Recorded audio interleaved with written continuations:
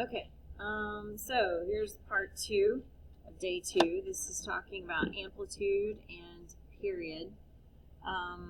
So you're going to need your graphing calculator for this part. So using our calculator, we want to graph the curves and see what happens to these graphs. So we're going to make sure that we're in radian mode. And then we're going to go to all these graphs. I need to clear them out, sorry. And I have to make sure my plot is turned off. Okay, so now I'm in Y1 and I'm going to type in 3 sine x. And then I'm going to graph it. Now, it's not a very good window here. So what we're going to do is we're going to press zoom and go to standard number 6. And so here is my graph. All right, when you press the arrow key, you can either do this or you can press trace, and trace will take us to points that are on it. So here sine is starting at 0, 0.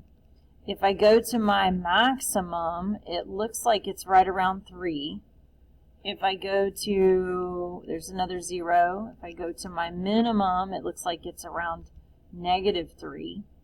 Okay, and then I look at my equation and I say that 3 sine of x. Okay, so here I have a max of 3 and a min of -3. Okay, when I go to graph the next one here, it also starts at 0, 0. So 0, 0 is a point. So now I'm going to go back to y equals, and I'm going to go 4 sine of x. And then hit graph. And so now it's going to graph the other equation as well. And how did it change? Well, it looks like, if I press trace here,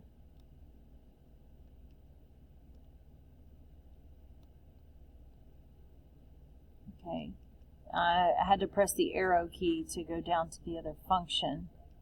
My maximum is right around 4, and my minimum is going to be around -4.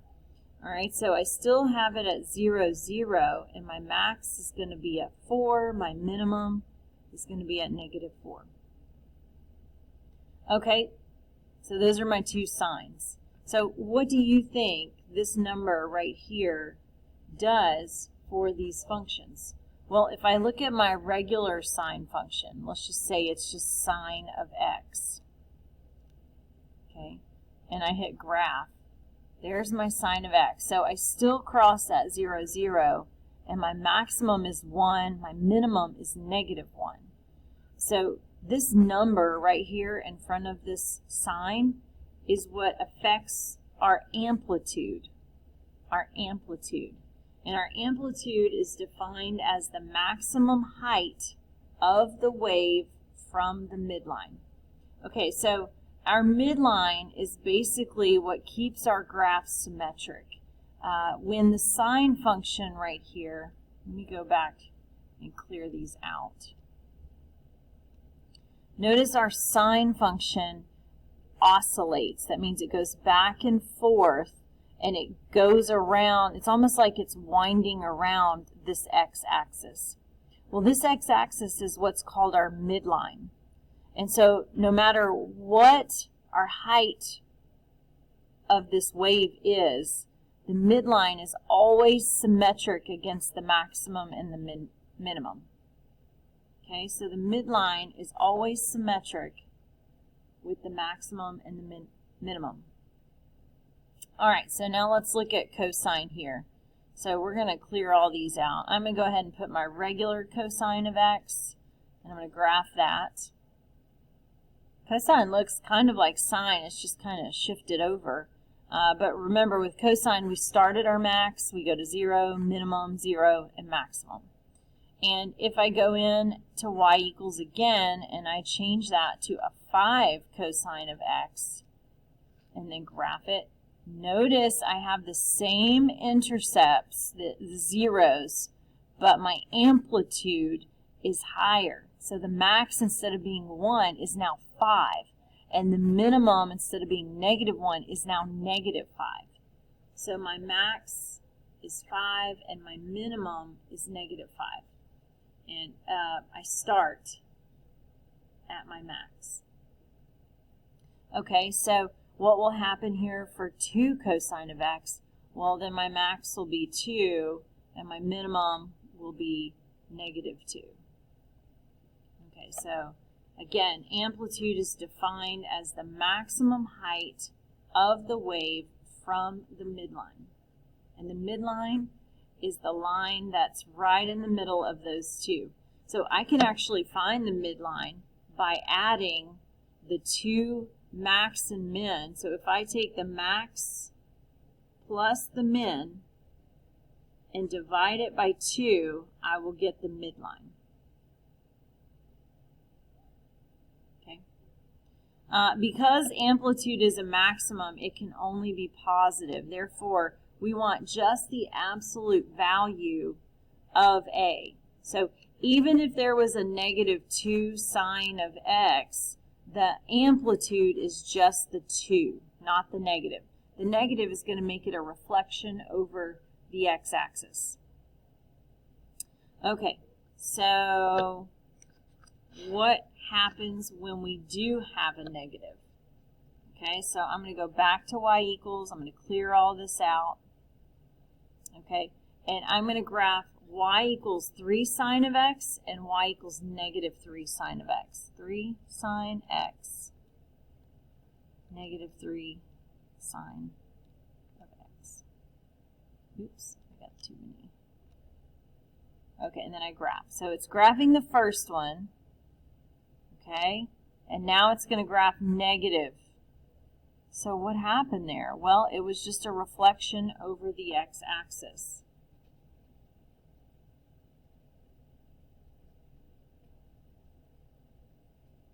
It's kind of like those negative angles.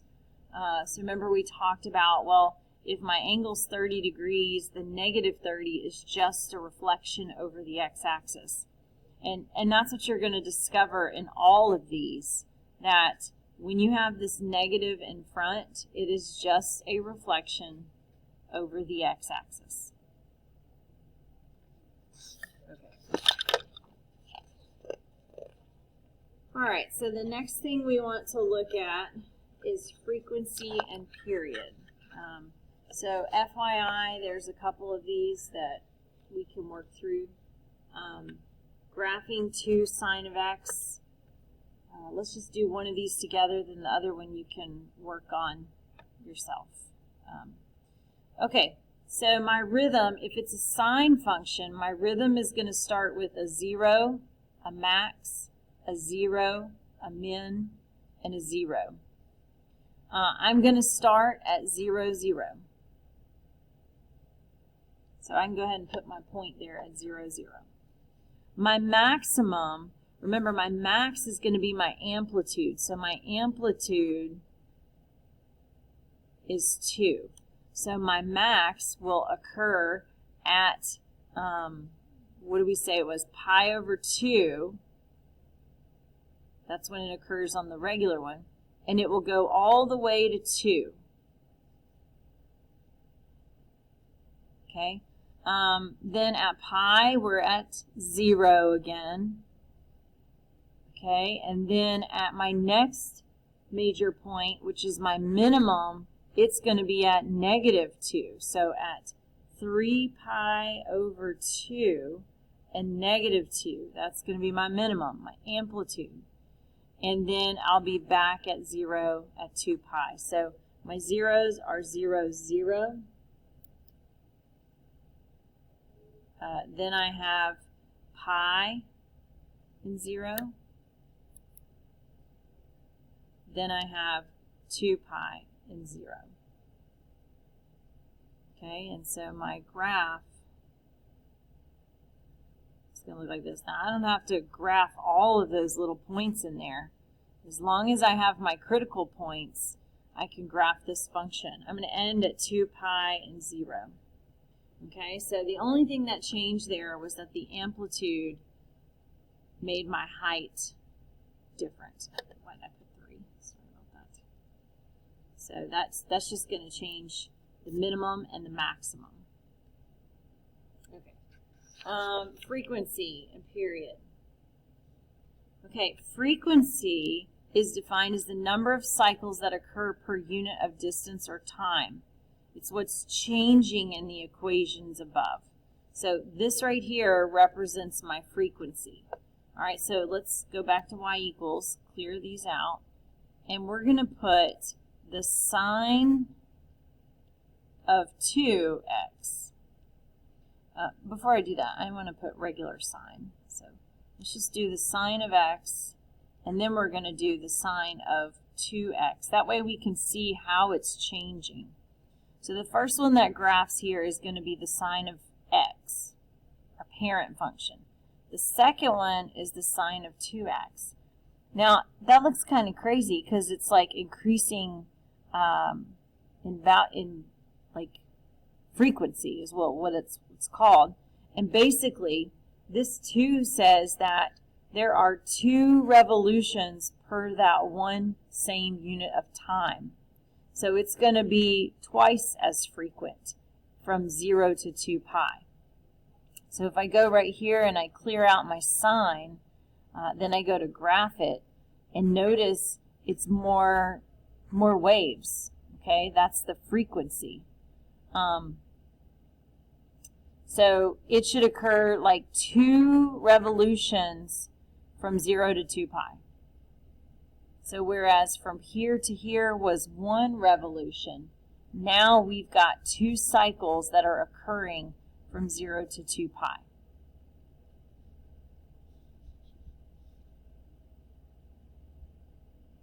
Okay, so this means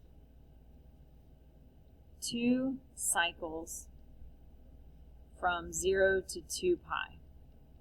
This will be 3 cycles from 0 to 2 pi. Okay, and this will be 3 cycles from 0 to 2 pi. And this will be 4 cycles from 0 to 2 pi. So let's look at this cosine one right here. So clear that. And we'll do cosine of 4x. And look how frequent that is. It's a lot of waves going on. Okay, so that's your frequency. Okay, the period of a sine or cosine is calculated by dividing 2 pi by the frequency. Okay, so we take 2 pi and we divide by the frequency. All right, remember the frequency is the number next to x right here. So the period represents the width of one cycle of the curve. So if we know that if the frequency is 4, then we know there are 4 cycles from 0 to 2 pi, and period is going to calculate the width of that cycle. Okay, so frequency right here, the frequency is 2 cycles from 0 to 2 pi. The period is going to be 2 pi divided by 2, which is pi. The amplitude is going to be the absolute value of 3. Okay, right here, cosine. The frequency is going to be 4 cycles from 0 to 2 pi. The period is going to be 2 pi divided by 4, which is pi over 2. And the amplitude is going to be the absolute value, which is 6.